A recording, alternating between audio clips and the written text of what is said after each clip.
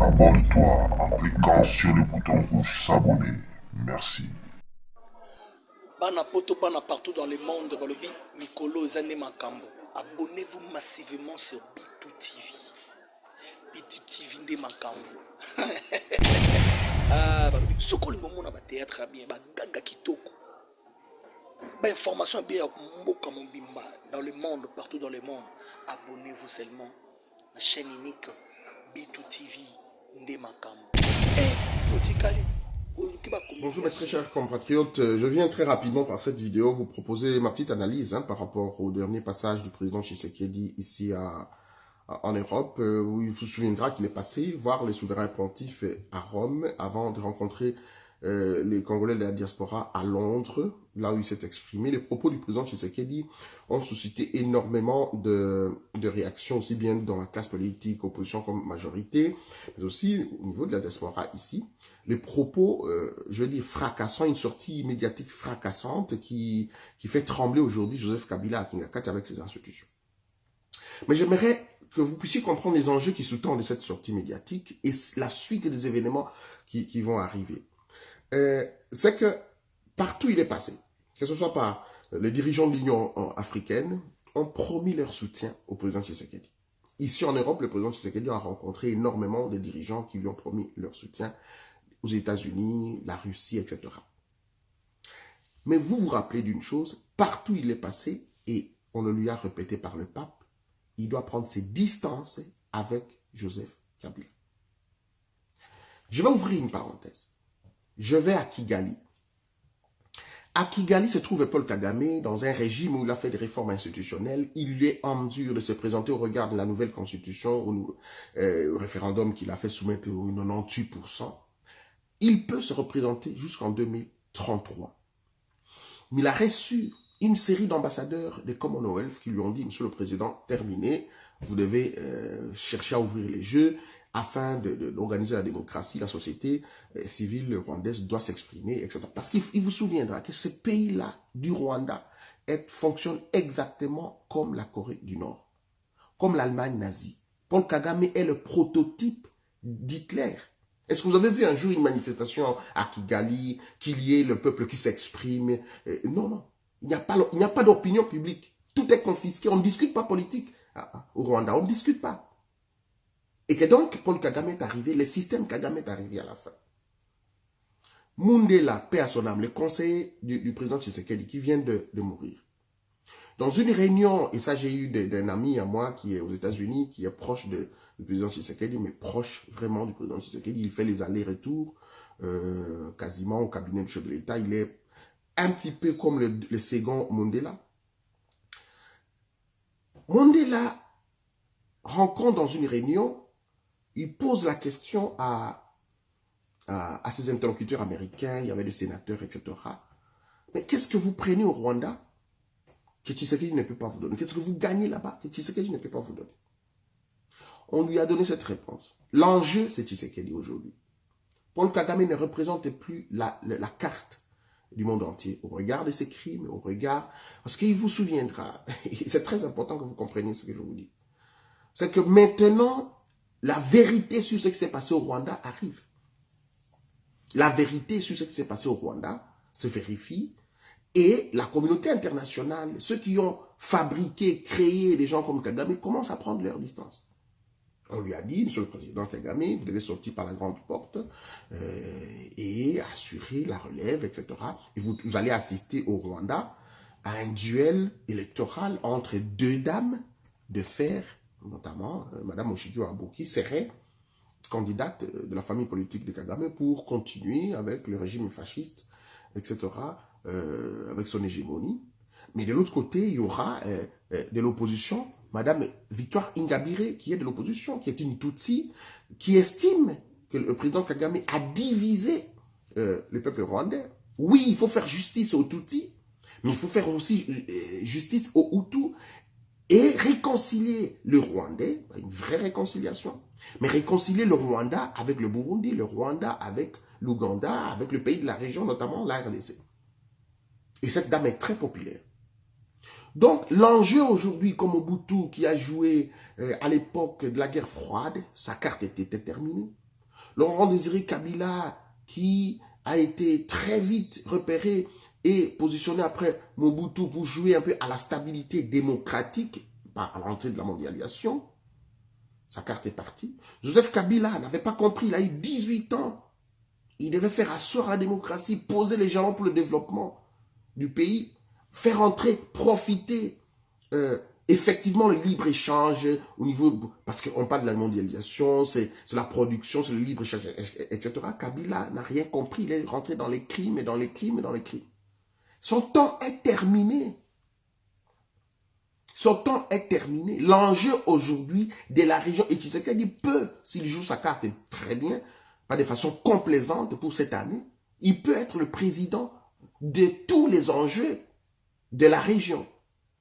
Nous sommes dans la phase de la transition énergétique, avec la question écologique dont la RDC est le poumon au niveau mondial, tant par ses minéraux que par ses potentialités de poumons forestiers du bassin du Congo.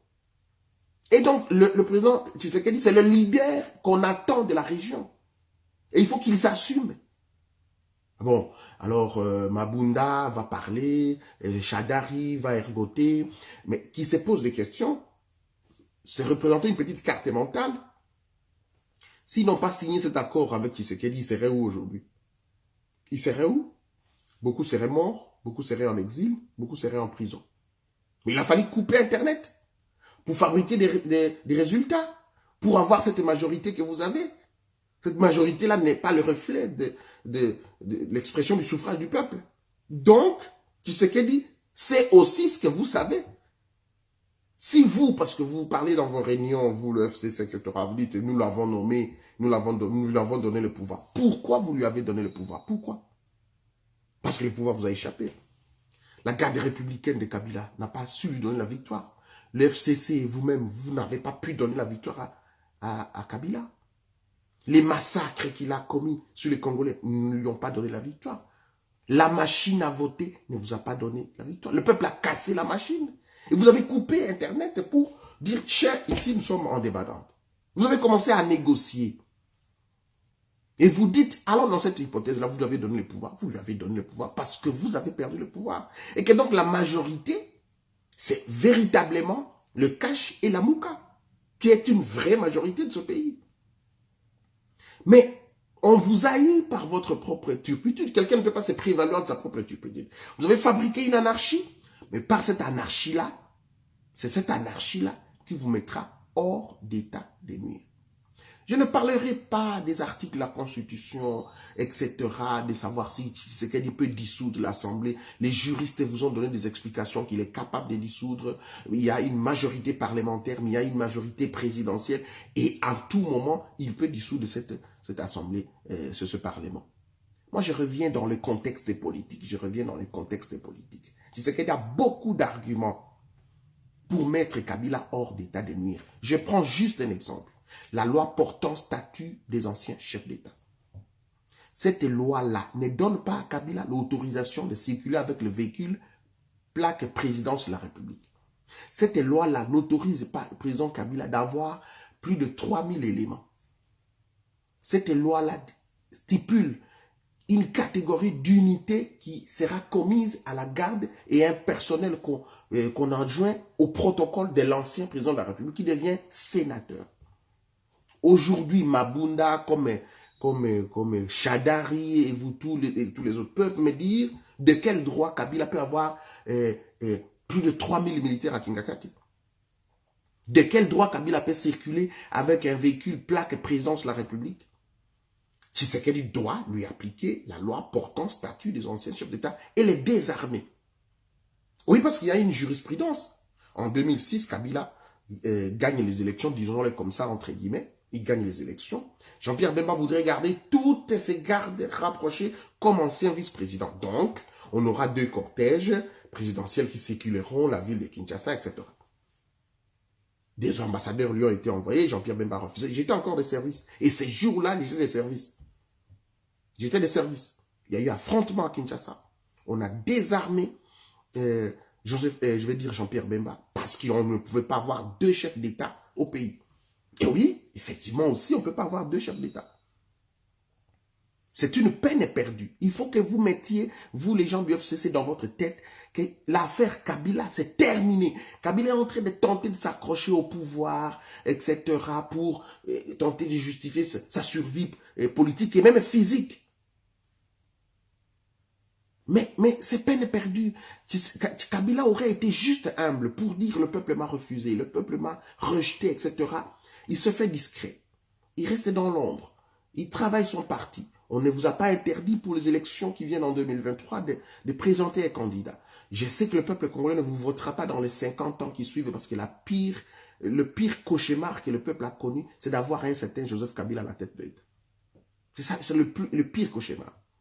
Et que donc, au lieu de se faire discret, de se faire petit, vous mettez les bâtons dans les roues de la personne qui vous a protégé. Parce qu'il ne faut pas que vous oubliez que la seule chose aujourd'hui qui met la divergence entre Tshisekedi et le peuple congolais, c'est l'alliance qu'il a avec le FCC, qu'il a avec vous du FCC.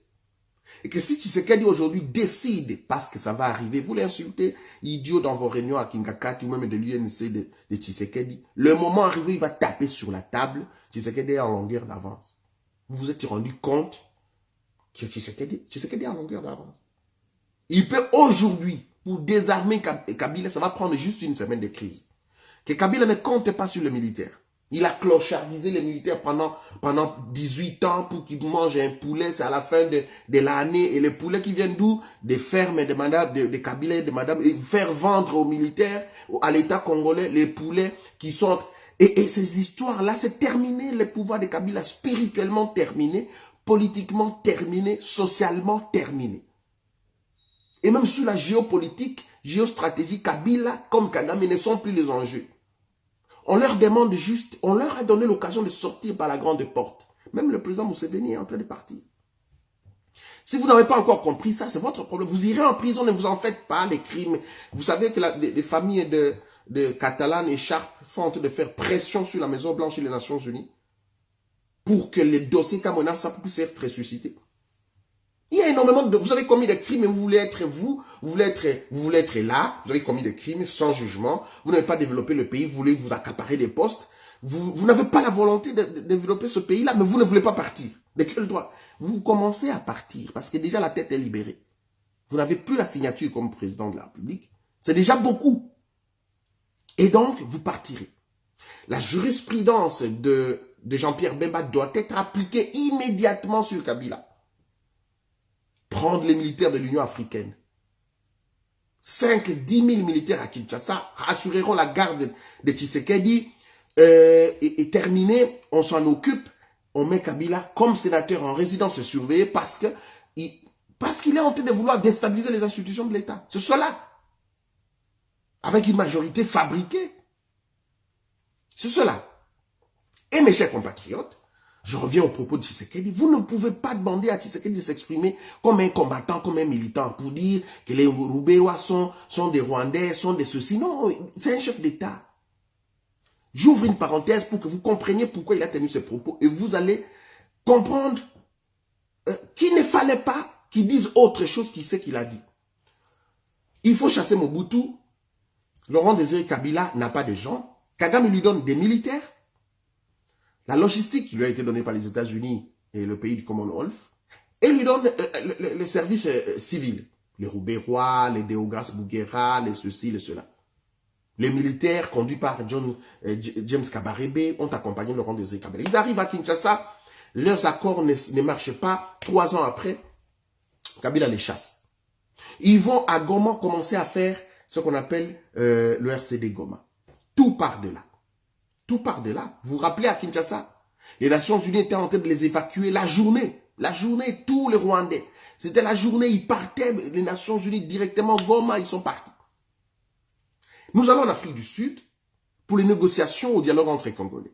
Qu'est-ce qui s'est passé? Le RCD Goma, qui était reconnu par la communauté internationale comme un État. La définition d'un État, c'est un pouvoir, c'est un peuple, c'est un territoire.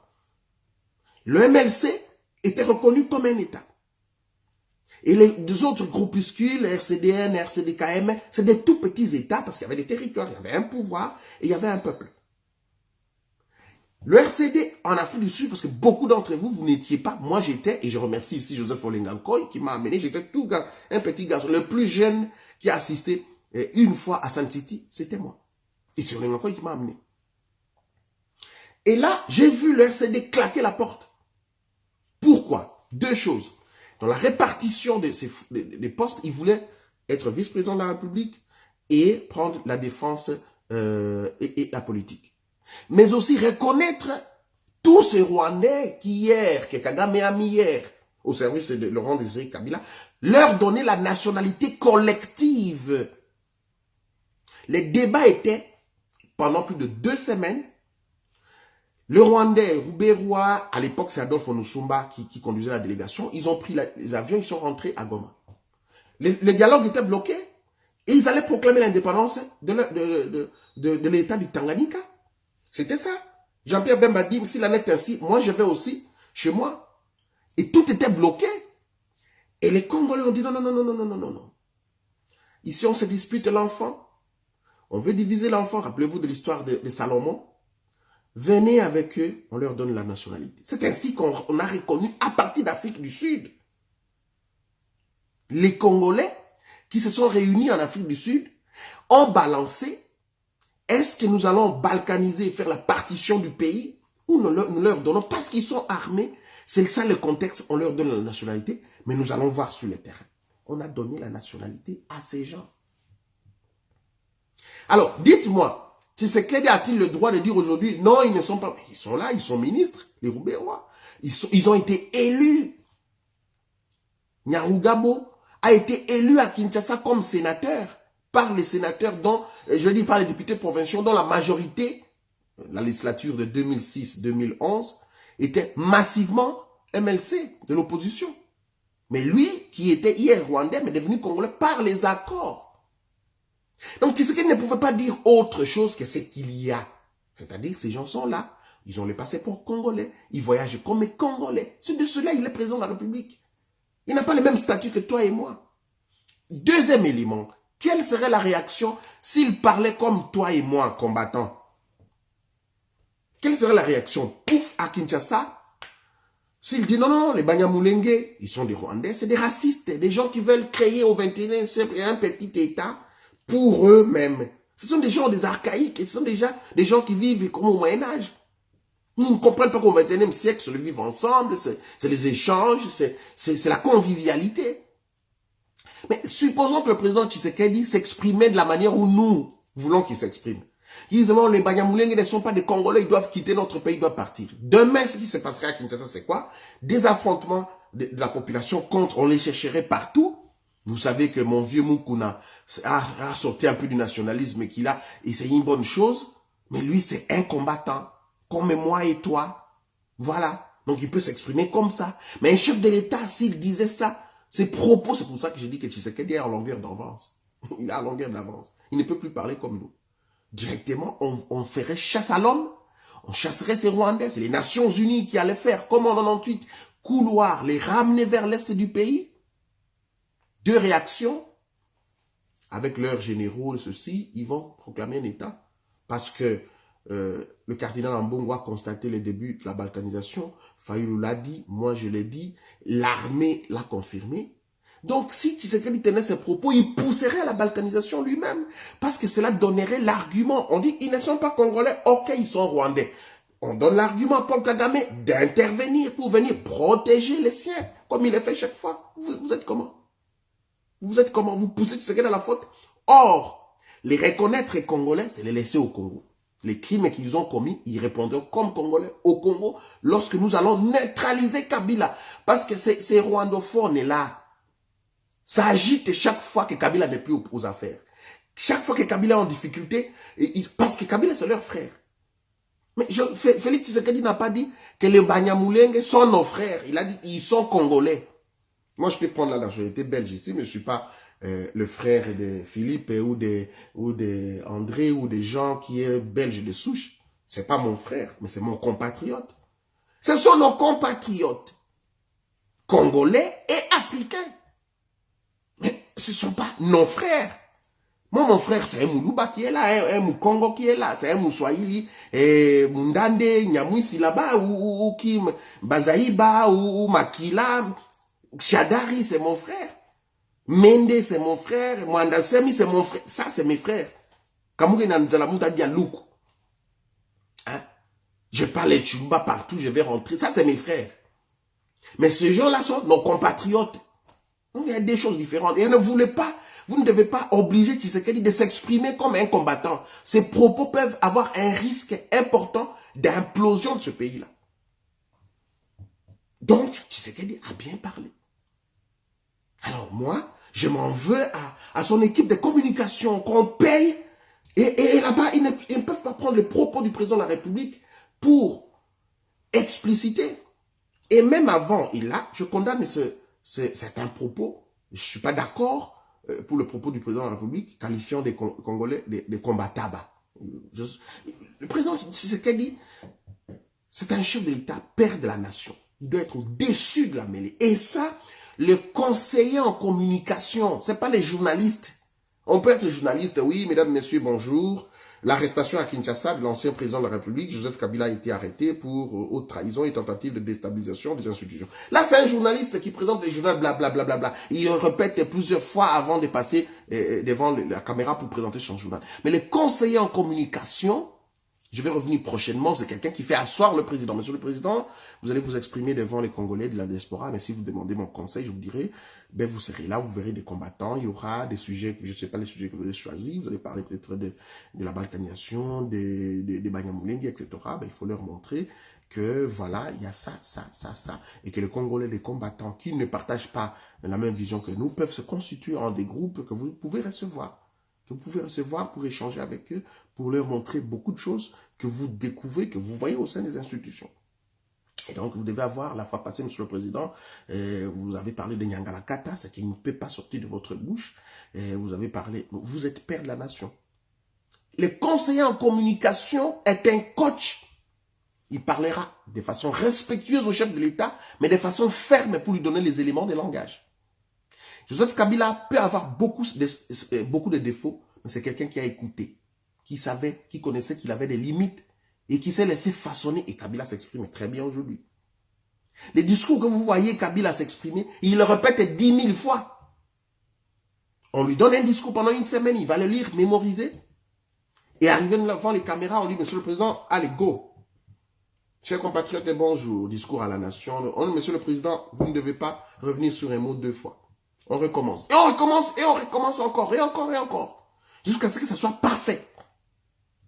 C'est ainsi que vous voyez, aux Nations Unies ou ailleurs, les chefs d'État prononcent ce discours très bien parce que les conseillers en communication sont comme des coachs sportifs. Il a le patron, mais là, il voit son élève, son entraîné. Je vois les Kassongo Yamba, qui sont des grands journalistes, les Tina Salama, ma petite sœur, et Loaka. Bon, zéro. Aucune communication. On est en train de descendre de Tshisekedi et aucune communication.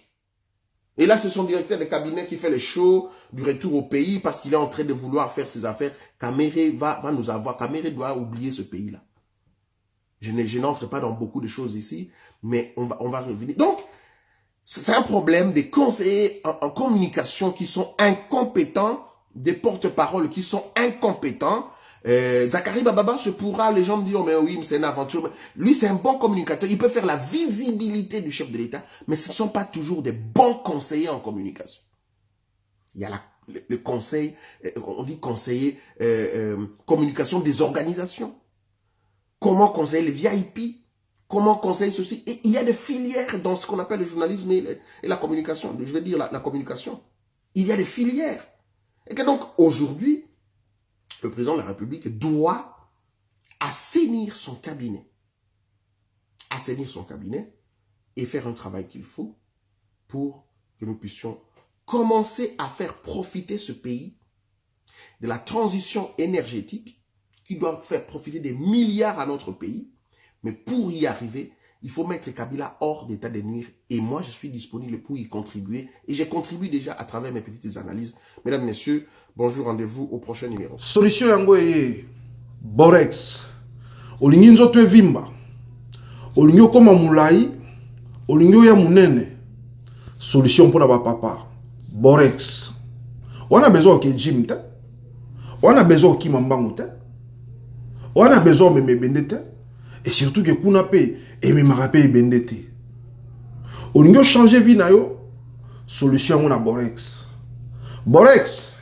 Papa komi éléphant. Borex. Papa belinzoko. Borex. Antilope à latinzoto éléphant. Luka Borex pour la solution à vie na yo. Luka Borex pour nous séparer sa maman. Borex, papa comme éléphant. Borex, papa belinzoko. Borex, antilope comme éléphant. Tobe dans la biso tout quoi. Toke Luka Borex, solution à makambo tout quoi. Benga la numéro zo mon place wana. Ozo Borex da yo. Papa comme éléphant, papa belinzoko, antilope comme éléphant. Borex. Bana poto bana partout dans le monde, balobi Mikolo Zane Makambo. Abonnez-vous massivement sur Bitu TV. Bitu TV Nde Makambo. Ah, balobi soko limomo na ba théâtre bien, ba gaga kitoko. Ba information bien mboka mobimba dans le monde, partout dans le monde. Abonnez-vous seulement à la chaîne unique Bitu TV Nde Makambo. Eh, otikali, okiba comédie ya solo.